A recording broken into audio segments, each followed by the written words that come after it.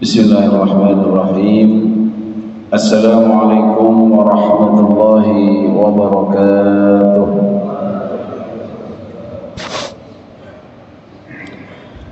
Innal hamdalillah nahmaduhu wa nasta'inuhu wa nastaghfiruh wa na'udzu billahi min shururi anfusina wa min sayyiati a'malina may yahdihillahu fala mudilla lahu ومن يضلله فلا هادي له أشهد أن لا إله إلا الله وأشهد أن محمدا عبده ورسوله لا نبي بعده اللهم صل وسلم وبارك وكرم على حبيبنا وشفيعنا وقرة أعيننا سيدنا محمد وعلى آله وصحبه وسلم تسليما كثيرا أما بعد نويت التعلم والتعليم والإفادة والاستفادة والنفع والانتفاع لله تعالى رب اشرح لي صدري ويسر لي أمري واحلل عقدة من لساني يفقهوا قولي اللهم إنا نسألك الهدى والتقى والعفاف والغنى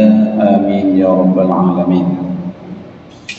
Ikhwatal iman jemaah sekalian, alhamdulillah, mari kita senantiasa bersyukur kepada Allah Subhanahu wa taala.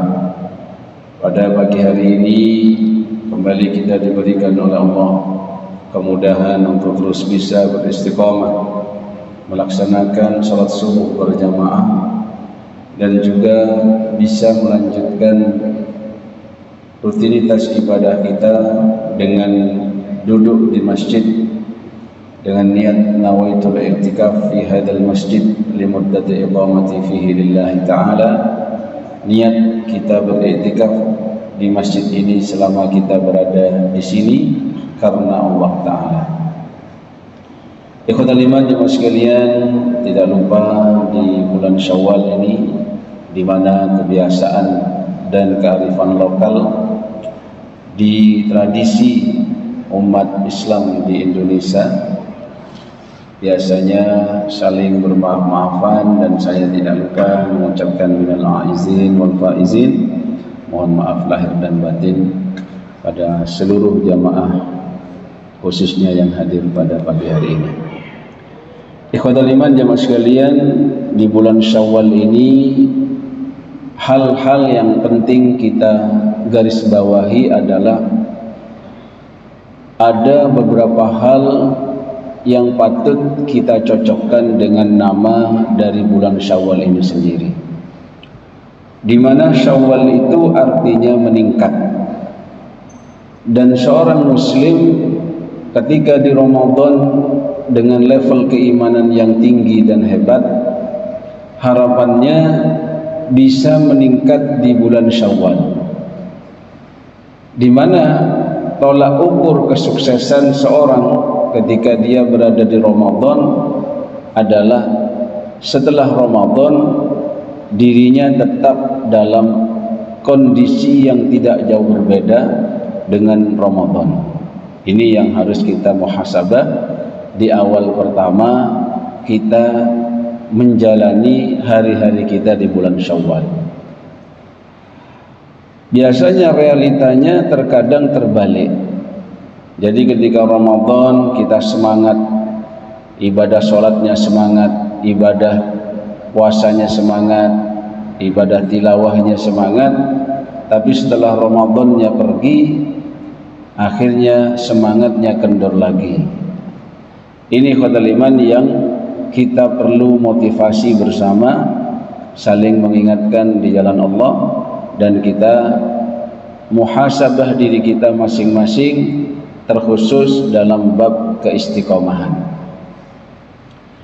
Allah Subhanahu wa ta'ala memerintahkan kita untuk menjadi hamba-hambanya yang istiqomah, di mana Allah berfirman, fastaqim kama umirta, maka beristiqomahlah kalian sebagaimana kalian diperintahkan. Dan beristiqomah ini bukan hanya dalam urusan amalan, tetapi justru istiqomah kita dalam amalan itulah yang kita akan beristiqomah juga dalam keimanan. Jadi macam istiqomah itu banyak. Salah satu yang tertinggi adalah istiqomah beriman kepada Allah, sebagaimana terus kita meminta dalam salat, ihdinas siratal mustaqim. Ya Allah, berikan kami petunjuk jalan yang lurus, dan di sini diantaranya bagaimana kita terus beriman kepada Allah Subhanahu wa Ta'ala. Begitu juga doa-doa yang kita panjatkan. Di antaranya adalah ya muqallibal qulub tsabbit qalbi ala dinik. Wahai zat yang membolak-balikkan hati, tetapkan hati kami untuk terus bisa beragama dengan agama Islam yang engkau ridai, sebagaimana firman-Mu innad dina indallahil Islam.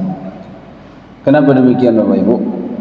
Karena ternyata di akhir zaman ujian keimanan itu menjadi ujian yang terberat, di mana salah satu akhir zaman ciri-cirinya adalah ketika orang masuk keluar masuk dalam urusan iman itu cukup mudah.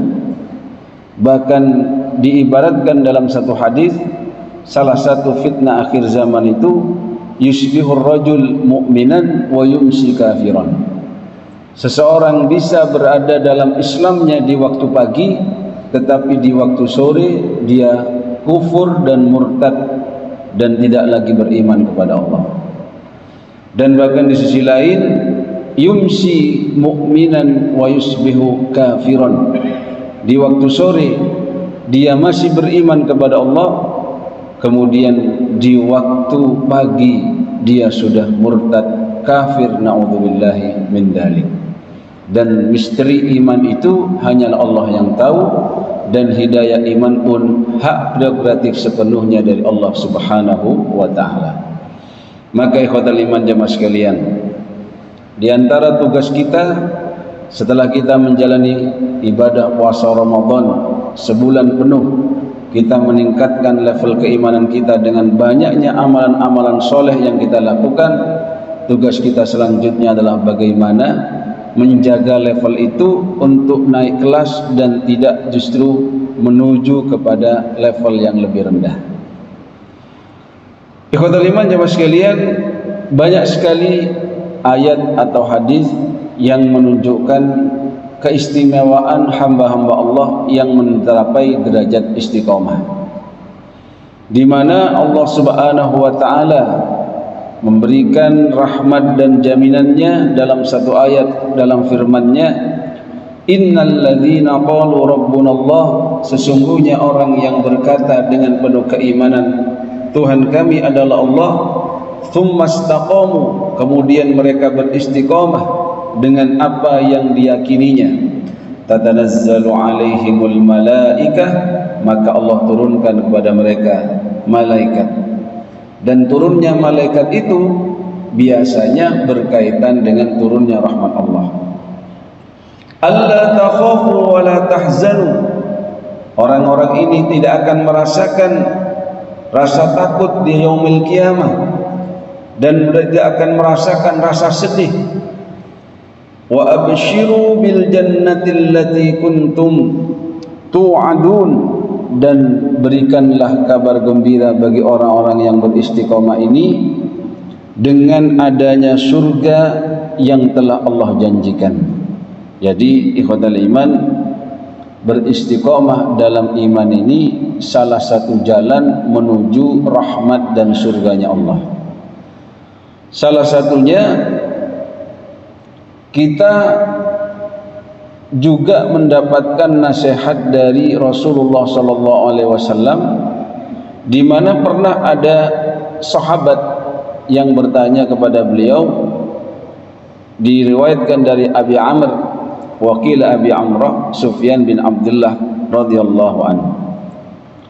Qala, dia berkata, qultu, aku berkata, ya Rasulullah, wahai Rasul, kulli fil islamik, katakan padaku satu nasihat dalam Islam, qaulan, di mana perkataan itu la as'alu anhu ahadan ghairak, aku tidak usah bertanya lagi, tidak aku dapatkan kecuali darimu.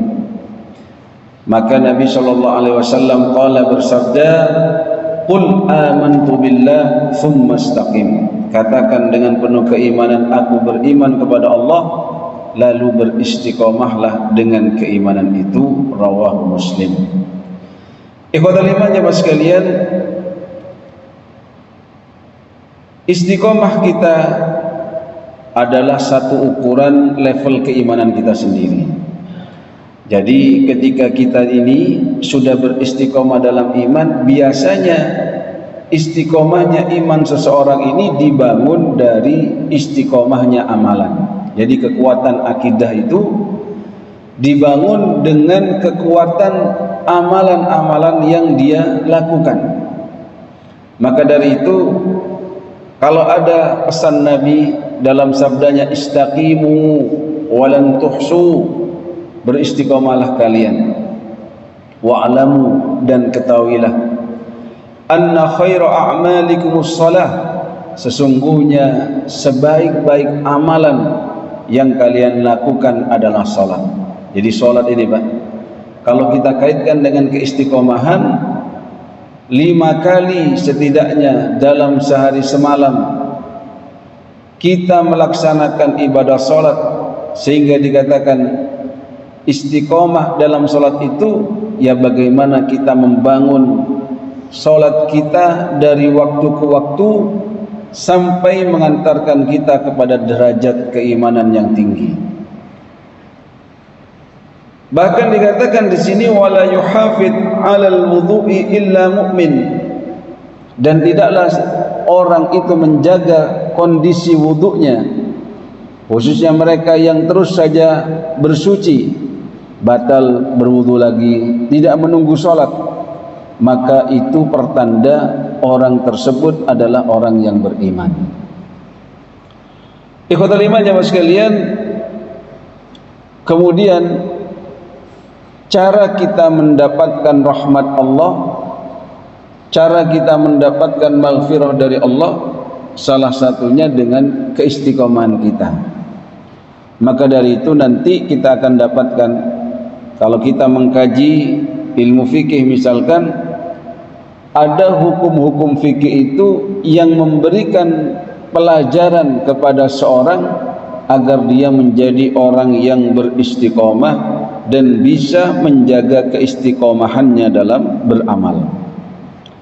Contoh dalam Ramadan Pak, kalau di Ramadan kita berpuasa, lalu berpuasa kita adalah puasa yang wajib, bagaimana caranya kita agar tetap memiliki keistiqomahan ruh puasa?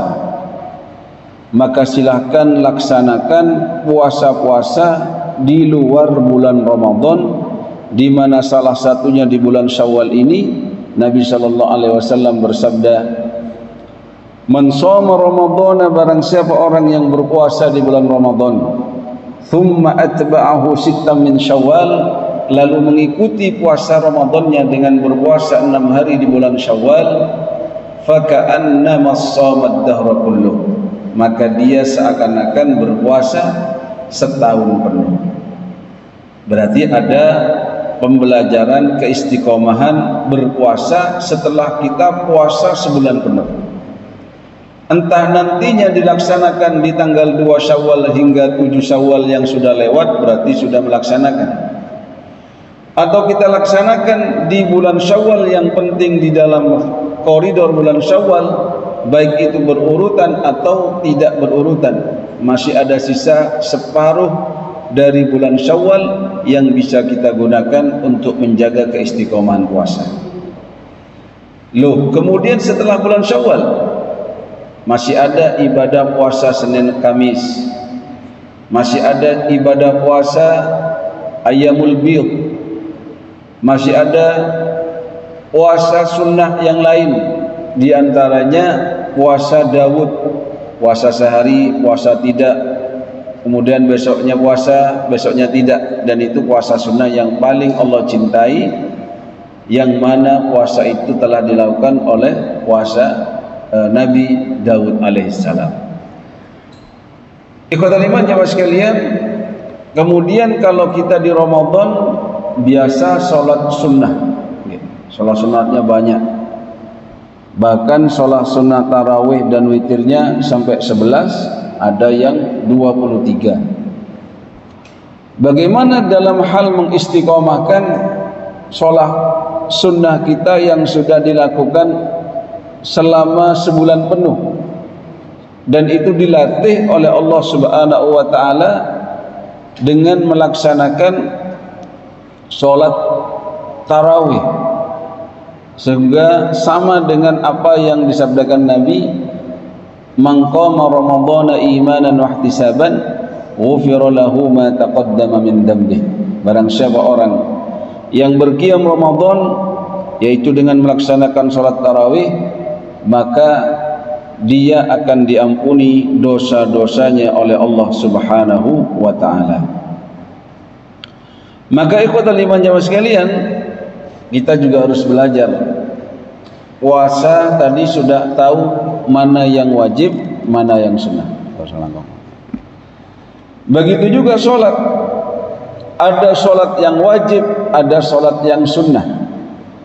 Jadi kalau kita ingin mengistiqomahkan diri ini dalam urusan sholat yang sunnah, untuk menjaga level keimanan kita kepada Allah Subhanahu wa taala, untuk selalu berada pada mode pendekatan diri yang baik, maka jangan sampai setelah Ramadan kita tidak melaksanakan sholat sunnah sedikit pun.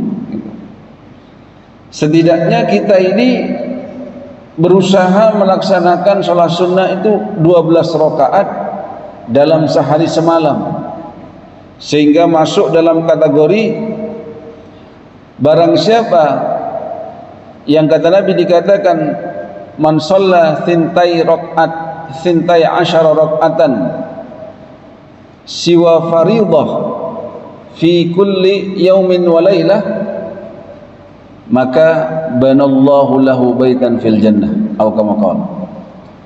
Yang artinya diantaranya barang siapa orang yang mampu melaksanakan 12 rakaat sholat sunnah di luar sholat wajib dalam sehari semalam, maka dia akan dibangunkan oleh Allah istana atau rumah di surga.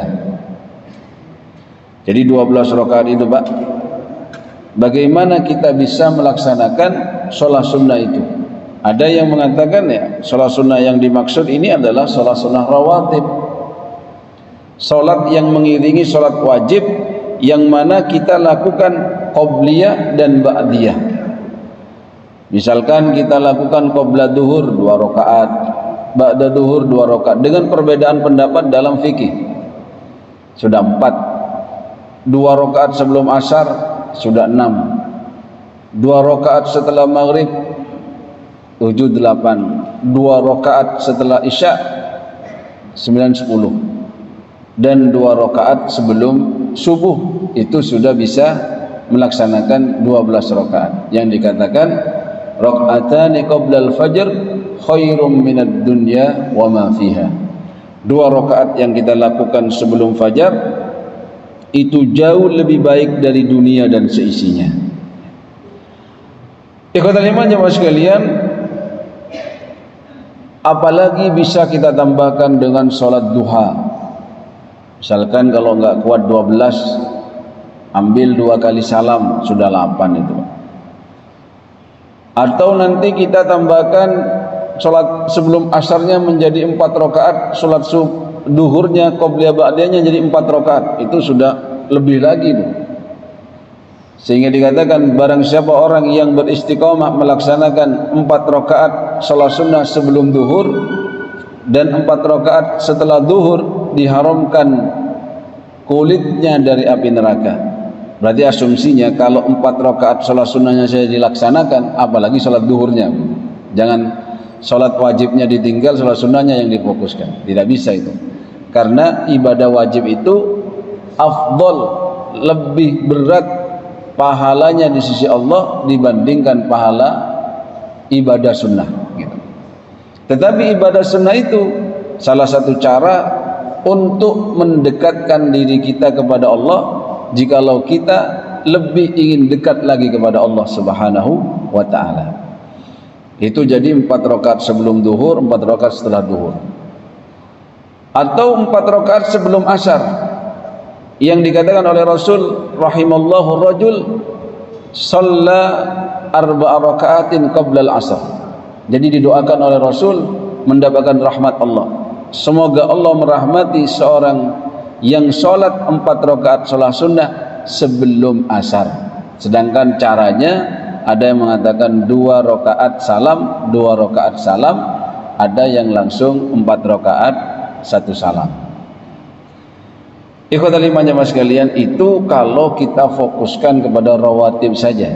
Apalagi ditambah nanti sholat witir, ditambah lagi sholat tahajud, apalagi tahajudnya sama dengan sholat tarawih, yaitu bilangannya 11 rakaat. Oh Masya Allah, berarti ini levelnya naik.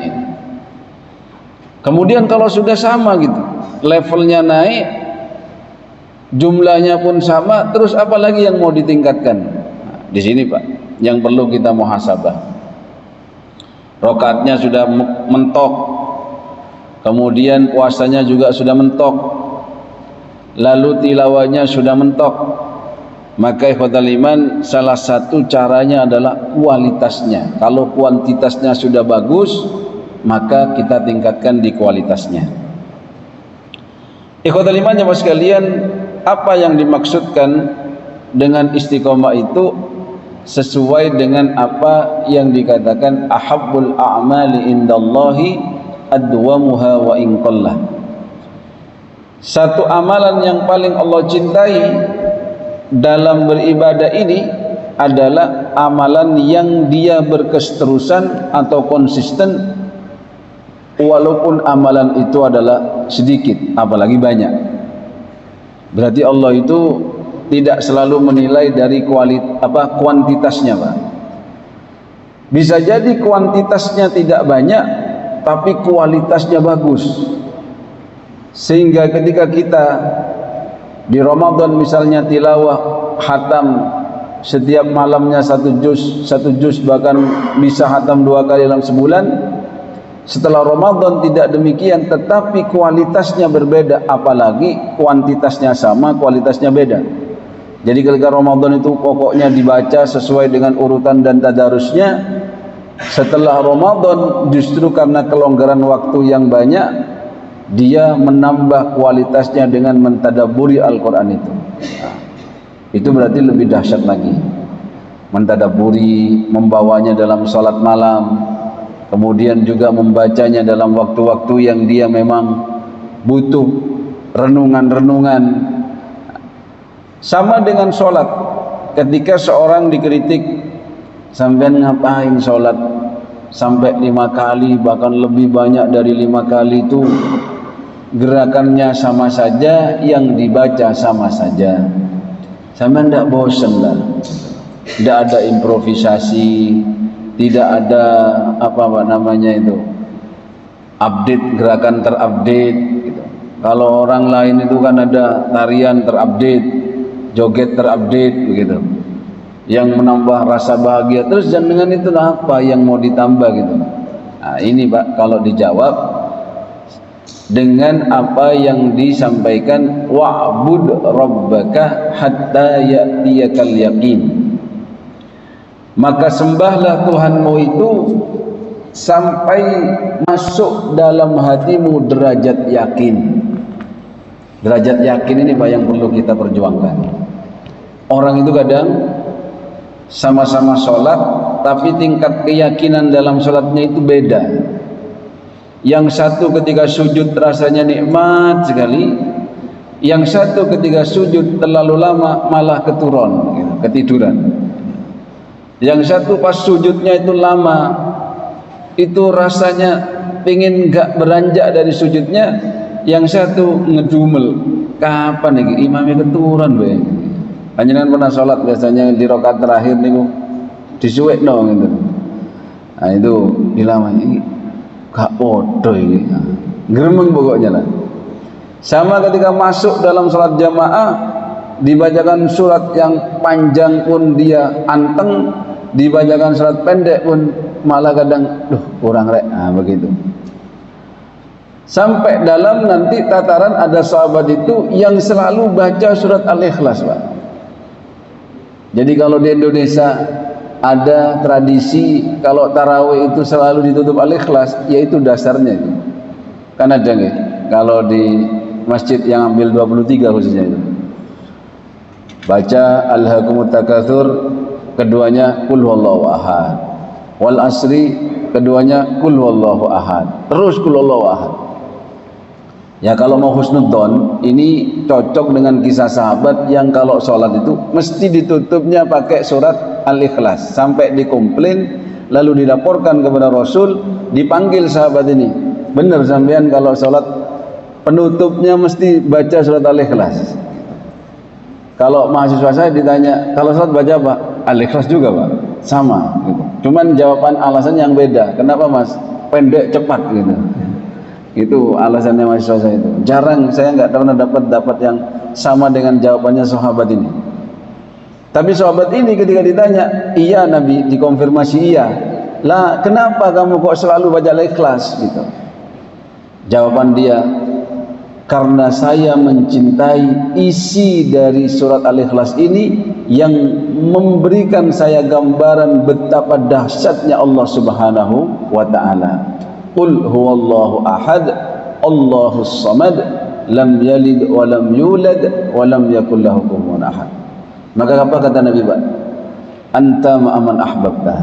Engkau bersama apa dan siapa yang engkau cintai. Wah, keren itu, Pak. Jadi kita kalau ditanya istrinya, Mas, kok ngimami qul huwa, kau nak apalan lian itu? Loh, jawabannya, ngono jawabannya. Nah, begitu. Iki sing sampean ndak nyampe deh. Kualitas yakin ketika kamu ucap qul huwallahu ahad, yakin ndak salah, yakin gak lali, yakin nang Gusti Allah. Lah niku. Nah, niku Pak, yang kualitas itu Pak. Dan itu kan berulang-ulang, Pak. Dilakukan berulang-ulang, dibaca berulang-ulang, sehingga kalau kita melihat bagaimana seorang yang dikatakan profesional itu harus punya jam terbang sekian ribu misalkan. Sama dengan sholat kita. Makanya saya miris kalau ada melihat orang yang sudah berumur, sholatnya masih kayak anak TK gitu. Lemah, dola gitu. Lalu kenapa dalam fikih itu al-jawarih, dalam fikih itu disebutkan kalau kita sholat kenapa gerakannya kok sampai diatur sedemikian rupa, sampai dalam madhab itu ketatnya luar biasa. Sampai tidak boleh melakukan gerakan-gerakan yang tergolong besar, kemudian kalau itu dilakukan berturut-turut 3 kali dianggap batal sholatnya. Contoh, gerakan tangan dari ujung tangan sampai ke lengan begini. Ini gerakan besar. Kemudian gerakan kepala ini sampai leher niku gerakan besar. Apalagi Pak, kaki sampai ke paha, itu gerakan besar. Kalau tangan kita garuk ngeten-ngeten, nah gini-gini, itu sudah melebihi 3. Itu dalam mazhab Syafi'i dikatakan tidak sah sholatnya, karena melakukan gerakan di luar sholat. Dan itu kalau dilakukan secara berturut-turut 3 kali, 1, 2, 3, itu dianggap gerakan besar yang membatalkan. Atau sholat itu tidak diem-diem, kepalanya itu pratak gini-gini terus. Lah ini kalau versinya fikih itu sudah batal. Beda Pak ya, yang kena syarat terus gini-gini itu beda, itu jangan dianggap. Jadi kalau orang di luar kemampuannya itu tidak bisa dimasukkan dalam hukum normal. Karena ada orang kena syarat itu gini-gini memang. Saya aduh, kok gak iso diem dah? Memang gak bisa gitu. Syaratnya harus terganggu. Ya. Itu diatur sedemikian rupa karena al-jawari, tubuh kita ini bisa mengantarkan kita kepada ketenangan hati. Sehingga kalau dalam sholat itu kenapa kok makruh kalau kita mau sholat itu menahan pipis, menahan BAB, apalagi menahan buang angin ya. Takutnya pas rukuk keluar yang belakangnya itu kasihan. Walaupun lari tidak balik, yang belakangnya semaput gitu kan. Itu makruh. Sampai ketika dalam urusan Mana yang didahulukan, makan malam atau salat isya? Kalau bahasanya aina nuqaddim bainal asya wal isya. Asya itu makan malam. Maka dahulukan makan malamnya ketika kita lapar itu, baru salat isya. Kenapa? Karena ketika kita dahulukan salat dalam kondisi lapar, maka yang akan kita ingat adalah makanan. Oh, lapar ya, ambune enak iki. Dan ini wis dipangan dhisik ambek arek-arek gitu. Tapi kalau kita mendahulukan makannya, ayo nang cepet mangan ojo kesuwen iki. Mari ini salat awak dhewe wis masuk waktu salat isya ini. Nah, ingatnya itu ingat salat. Mending makan ingat salat daripada salat ingat makan begitu. Jadi diatur sedemikian oleh fikih itu agar kita ini mendapatkan derajat kualitas salatnya yang bagus. Dan itu tidak akan bisa kita rasakan secara instan bagus kecuali kita sudah berulang-ulang, Pak. Coba aja dengan ingat-ingat tahajud. Saya kalau dengar ceritanya nenek saya itu ketika ditanya, "Nyi, zaman kenapa kok cek kuatnya dari jam 2 bisa sampai duha itu kuat di musola itu, di langgar itu?" Oleh mbak-mbak ceritanya itu. Dia cerita, dulu saya memang nggak kuat katanya. Sampai saking mujahadahnya dia kalau ngantuk dikasih balsem matanya itu. Kalau saya mah nggak mau niru, Pak. Takut buta saya. Kasih balsem. Tapi ketika dia sudah sampai pada derajat sudah merasakan nikmatnya, tidak pakai balsem, melak gitu. Maka kalau kita misalkan sholat tahajud, dengan coba nanti sholat tahajud. Saya mau sholat tahajud sekali sholat 10 menit. Bisa jadi ketiduran, bisa jadi nggak husuk, ngantuk gini. Itu kalau nggak dilakukan berulang-ulang, maka tidak akan mendapatkan nikmatnya tahajud gitu. Sama dengan kisah yang disampaikan tadi. Dia kuat bisa bangun dari jam 2 sampai duha di musola itu dengan zikir, dengan ini kuat. Kenapa kok kuat? Karena sudah terbiasa dan itu dilakukan secara berulang-ulang. Maka wa'bud rabbaka hatta ya'tiyakal yaqin itu harus dipelihara dan dimujahadahkan. Tidak boleh hanya yang penting sholat itu. Harus ada muhasabahnya. Oh, sholat saya di usia sekian harus beda dengan sholat saya di usia 10 tahun, 7 tahun gitu. Kalau sama saja, makanya kalau saya lihat anak kecil yang bercanda itu dalam sholat, kita karena sudah pernah kecil dan pernah seperti itu, ya tidak terlalu marah. Pokoknya ayo jangan jangan bercanda pas sholat. Tidak Allah terlalu emosi sehingga menyamakan kondisi dia dengan kondisi kita yang sudah sholat 50 tahun. Atau nanti ada kondisi anak yang nakal itu di usia baliknya dia akan malu-malu sendiri. Malu walaupun malu itu hanya dilihat oleh orang sekitarnya. Tapi derajat kita sudah harusnya malu kalau dilihat Allah Subhanahu wa taala dalam sholat yang tidak sempurna, gitu Pak. Ikhwatal iman jamaah sekalian, apa kalau dikaji dari sudut pandang akidah? Jadi sampai dikatakan Sayyidina Ali itu pernah menyampaikan, andaikan saja surga neraka itu ditampakkan kepadaku, maka tidak akan bertambah keyakinanku. Kalau suudzon loh kok gitu, kan gitu ya. Tapi ketika husnudzon, kenapa kok ada perkataan seperti itu? Karena dia dalam hal yakinnya itu sudah mentok, bahkan belum terlihatkan saja dia sudah yakinnya sudah mantap full gitu. Sehingga kalau diperlihatkan tuh, ya saya memang sudah yakin dari dulu. Kalau kita kan kadang beda Pak. Kalau belum lihat benar itu nggak yakin. Dan orang iman ini tidak bisa semuanya diukur panca indera. Maka ketika orang menilai orang ini kenapa sholat 50 tahun, ya gitu-gitu aja gak bosen. Ya karena mungkin kita terus berusaha bagaimana sholat yang sebelumnya itu kualitasnya naik levelnya, sehingga di usia-usia 60 tahun, usia-usia yang mendekati ajal kematian, itu sholatnya udah kualitasnya luar biasa, sehingga sholat itu sudah menjadi kebutuhan yang mendarah daging, bahkan dirasakan nikmatnya sebagaimana Nabi mengatakan, sesungguhnya nikmat terindah ketika beliau sholat itu salah satunya ketika beliau sujud. Dan andai saja tidak memikirkan nasib makmumnya, maka Nabi sujudnya bakal lama. Makanya ketika sholat sunnah dan sholat wajib perlakuannya beda. Kalau sholat sunnah monggo sekuat-kuatnya, kalau sholat wajib harus menyesuaikan dengan makmumnya. Karena ada itu kisahnya sahabat lihat Nabi sholat sunnah, dia ikut jadi makmum. Akhirnya rakaat pertama Al-Baqarah lewat, wah mau ruku ini, lanjut Pak, gemeter kalau kita ini. Ya, rakaat pertama loh, suratnya Al-Baqarah, sik lanjut gitu. Itu berapa itu? Jadi itu beda sisi kualitas. Ikhwatal iman jemaah sekalian, bagaimana kemudian kita menjadi hamba Allah yang mustaqim? Selain kita terus berdoa kepada Allah agar tidak dicabut keistiqomahan iman kita khususnya, karena memang iman itu kan yazid wa yanqus katanya. Iman itu bisa naik, bisa turun, yazid bit taat, yanqus bil ma'siyah. Bertambahnya dengan taat, turunnya dengan banyak maksiat.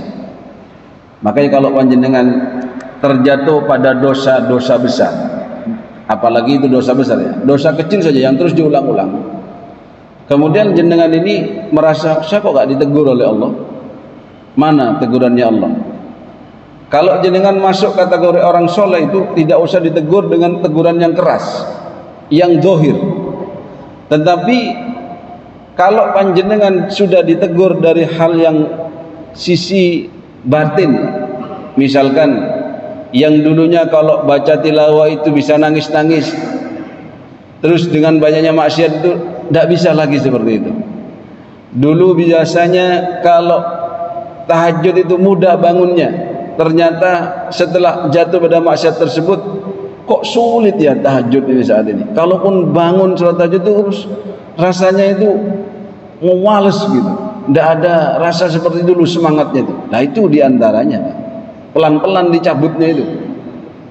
Sama dengan orang yang ahli kekufuran, semakin dia kufur fujur, semakin jauh dari Allah, mentoknya nanti dicabut imannya oleh Allah. Naudzubillah. Misalkan kalau ada pernah dengar orang yang pindah agama gara-gara cinta gitu nggih. Dia pacaran sekian tahun oleh orang yang tidak seiman, seislam. Karena pacaran itu sendiri sudah mendekati zina, kemudian semakin sering dia bertemu, berkontak fisik, semakin banyak dosa yang dihasilkan, akhirnya imannya lemah, diajak nikah, pindah agama pun enteng bagi dia, Pak. Kenapa? Karena sudah berkali-kali maksiatnya pun terus dilakukan secara konsisten, alias istiqomah yang tidak sebagaimana mestinya, karena istiqomah itu identik dengan hal yang positif.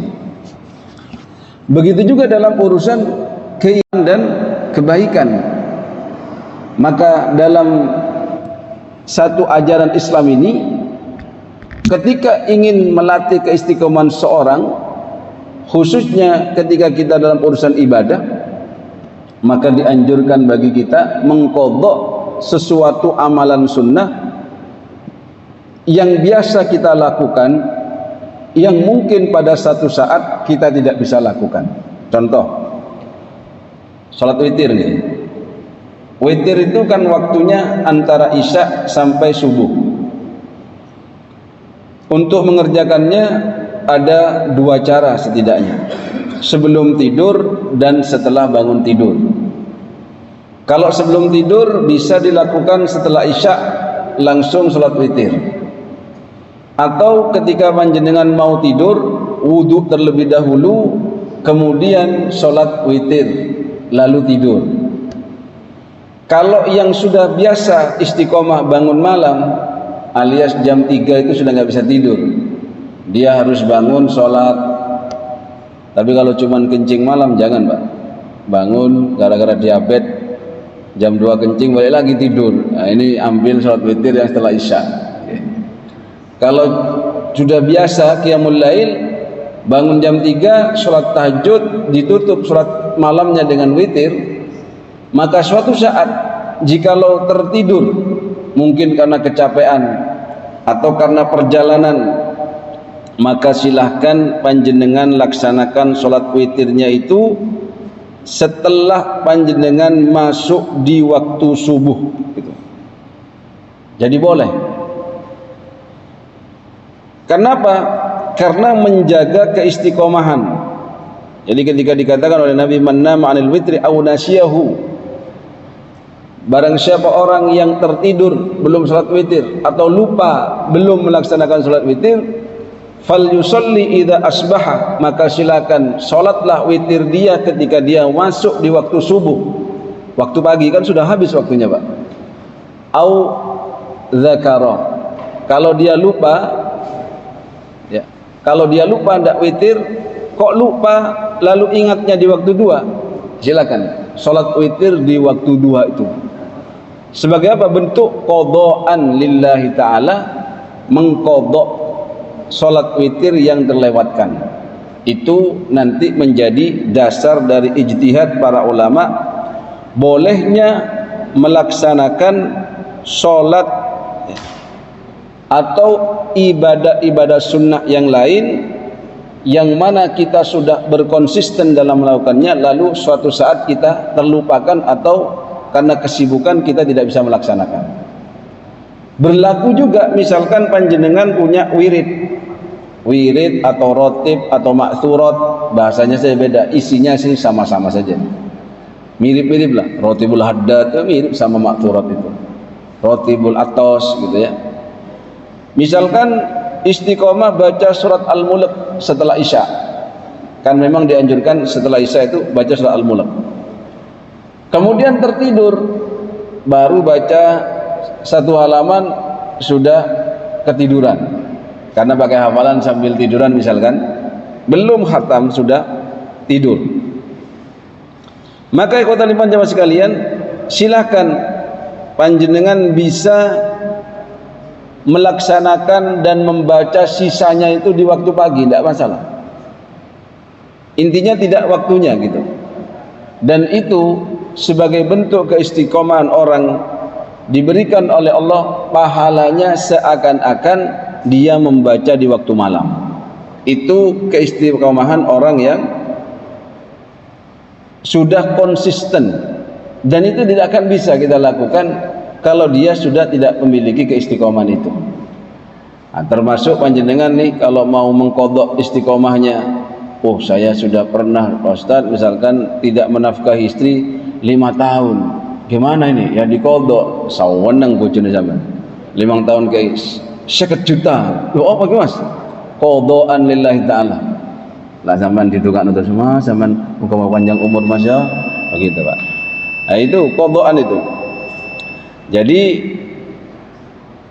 ini cara Pak, selain kita itu berdoa kepada Allah, ya Allah berikan saya kemudahan menjadi orang-orang yang istiqomah, lalu syariatnya juga mendukung itu. Tinggal bagaimana kita ini, bahkan dalam urusan sholat qobliyah pun kalau terlewatkan, nah, seperti ini tadi saya lewat sholat, nanti saya qadha karena sudah iqamah belum sempat qobliyah gitu. Tapi kalau saya jadi makmum di belakang, saya langsung qadha biasanya. Misalkan kalau di masjid tertentu kan ada imam tetapnya, datangnya kajian subuh mepet. Sedangkan kalau ikut Nabi gak boleh kita ini sholat wajib, kita sholat sunnah gitu. Ya ngikut dulu, ngikut saja sholat fardunya, lalu kita sholat qobliyahnya setelah sholat fardu itu. Itu diperdebatkan Pak, apakah qadhaan atau adaan. Kalau di fikih itu kalau adaan berarti dia di waktunya. Kalau qadhaan misalkan kayak sekarang sholat subuh, itu qadhaan, kesiangan lillahi ta'ala gitu. Ya. Tapi kalau qobliyah diperdebatkan. Kenapa kok diperdebatkan? Karena ada yang berpendapat bahwasannya qobliyah itu waktunya masuk dengan waktunya masuk sholat itu sendiri, dan keluarnya adalah keluar setelah waktu sholat itu keluar. Maka kalau saya sholat qobliyah nanti setelah isyraq ini, qadha jelas itu, karena sudah keluar waktunya. Tapi kalau sholat qobliyahnya subuhnya sebelum waktu subuh keluar, itu masih ada yang mengatakan itu ada, karena sholat qobliyah itu keluarnya dengan keluarnya waktu sholat. Nah, kalau yang mengatakan qadha, ya sudah kan selesai, qobliyah itu namanya sebelum gitu. Kan sudah habis waktu sebelumnya, sudah sholat subuh. Nah begitu Pak. Beda kalau ba'diyah, ba'da isya gitu. Nah bisa sholat sebelum isya karena belum masuk waktunya, karena ba'diyah itu masuknya setelah masuknya waktu sholat fardu. Jadi kalau kita kaitkan Pak, syariat yang dohir halal haram itu ada poin-poin yang menyebabkan kita menjadi orang yang bisa beristiqomah dalam urusan yakin kita. Jadi akidah, syariat itu, akhlak itu selalu berhubungan. Tinggal kita mencari mana titiknya dari kita ini meyakini sesuatu dengan keyakinan yang kuat, ditopang dengan syariat yang kuat, maka mendapatkan satu akhlak, karena akhlak itu adalah cerminan dari orang itu melaksanakan syariat. Saya pikir itu yang bisa sampaikan. Kira ada yang mau ditanyakan atau ditambahkan, monggo dari para jamaah berkaitan dengan istiqomah atau yang berkaitan dengan Syawal ya. Karena Syawal ini banyak sebenarnya pembahasan. Kalau yang banyak itu bahas masalah halal bihalal. Sampai ada yang minta kajian itu judulnya keutamaan halal bihalal. Waduh, nyari hadisnya repot nih yang ada halal bihalalnya itu. Baik, sambung nggih. Alhamdulillah. Oh monggo.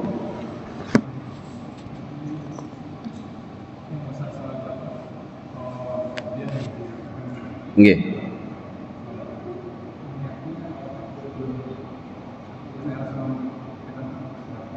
Nggih.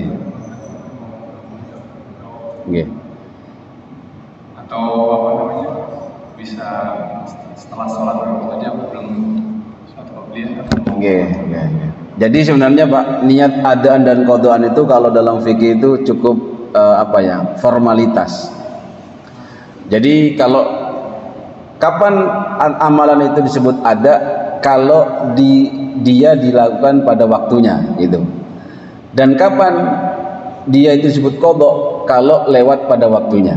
Itu sebenarnya. Dan ketika sholat Allahu Akbar, niat qada atau ada itu tidak ngefek sebenarnya gitu. Jadi Allah Maha tahu, jenengan aja tahu kalau sholat jam 7 itu kira-kira apa? Qada kalau subuh kan. Sekarang Allahu Akbar, walaupun jenengan niat adaan lillahi ta'ala, tetap ditulis qada gitu, karena waktunya gitu. Itu dibahas pada detail di fikih. Bagaimana kalau sholat duhur, pas jenengan itu sholat duhur dapat 1 rakaat lalu sholat asar gitu. Oh, itu kalau 1 rakaat masih dibilang qada karena harus minimal separuh. Jadi kalau 4 rakaat minimal setelah tahiyat baru sholat adzan sholat asar, itu terbilang adaan lillahi ta'ala itu. Jadi penilaian qada dan ada itu sebenarnya langsung dari syariat. Hanya saja istilah qada dan ada untuk kita membedakan mana yang seharusnya kita lakukan itu gitu. Jadi sebenarnya walaupun jenengan enggak niat qadaan lillahi ta'ala itu sudah faham. Allah Maha tahu dari apa yang kita sampaikan. Tapi ada yang ahli syariat beneran ya setelah tahu mana yang qada dan ada, pas sholat itu sholli fardhu subhi rakaataini qadaan lillahi ta'ala, begitu. Ada yang gitu. Jadi monggo. Ya kalau jenengan mau ikut pure syariat murni memang harus begitu. Setelah tahu kapan dibedakan qada, kapan tidak ada, maka ketika sholat, pas sholat niku sholli fardhu subhi Allah sholli fardhu subhi rakaataini sabqan adaan lillahi ta'ala. Tapi kan ada yang mengkritik, kayak Gusti Allah gak ngerti ya, padha ae Gusti Allah ngerti. Jenengan ae ngerti kok kapan qada dan ada itu. Gitu. Insyaallah begitu Pak. Satu lagi Ustaz. Oke. Yang sholat ba'diyah itu kan setelah sholat wajib ya. Iya. Ada syaratnya misalnya mungkin harus setelah sholat wajib langsung setelah dzikir kemudian Nggih. atau mungkin 1 jam kemudian apa Mas bisa Ba'diyah, nggih, salat rawatib. Ba'diyah itu memang kalau secara fikihnya selama waktunya ada, Anda masih berhak melaksanakan salat ba'diyah. Tapi karena salat rawatib itu disebutkan salat yang mengikuti salat wajib, maka usahakan tidak jauh berbeda jaraknya dengan salat wajib. Dan itu boleh panjenengan salatnya jamaah di sini, fardunya nanti salat rawatibnya di rumah, tidak masalah. Apalagi waktunya panjang kan, kayak rawat ba'diyah isya kan panjang nih. Tapi yang bagus memang mendekati dengan sholat fardunya, gitu. Kenapa? Karena yang disebut rawatib itu yang mengiringi sholat fardu. ibarat kalau di sholat itu Pak ada pemanasan, sama kayak bal-balan itu loh Pak. Bal-balan pemanasan dulu kan. Makanya setiap sholat fardu pasti ada sholat qobliyahnya, ada pemanasannya. Tapi ba'diyahnya di asar tidak ada, subuh tidak ada. Kenapa? Karena ada ilat. Ya, antaranya ilatnya adalah kalau asar itu terbenamnya matahari sehingga tidak serupa dengan orang-orang yang menyembah kepada matahari diantaranya. Sama dengan nanti terbitnya matahari itu. Makanya kalau kita sholat isyraq kan pastinya matahari sudah agak terbit gitu ya, sudah keluar, bukan pas terbitnya gitu. Insyaallah begitu Pak. Intinya pembahasan adat dan qadha itu di fikih detail sekali. Makanya kita nanti ketika belajar adat dan qadha akan juga belajar waktu-waktu sholat. Waktu sholat itu sholat duhur misalkan, dan setiap waktu sholat itu ada istilah waktul karoha. Waktul karoha itu waktu yang kalau kita sholat, misalkan anggap dengan jam ya Pak ya, jam 12 duhur, jam 3 sore asar, walaupun sebenarnya kan pakai matahari bukan pakai jam. Kalau biasanya sholat itu normalnya 5 menit atau 10 menit, kalau kita sholat itu duhur itu jam 2 lebih 55, sekiranya itu awang-awangan antara nanti ini pas atau tidak, itu sudah makruh. Tapi karena dia terbiasa, udah Pak, saya sudah biasa 5 menit itu paten. Jadi ketika sholat dulu, assalamualaikum, assalamualaikum, langsung Pak Misri hadan, Allahu Akbar, kata saya pas, ya, kayak di pom bensin itu. Jadi pas salam langsung adzan. Katanya inilah namanya sekali wudhu 2 sholat dilampaui. Oh itu sekali dayung 2 pulau dilampaui. Itu makruh Pak.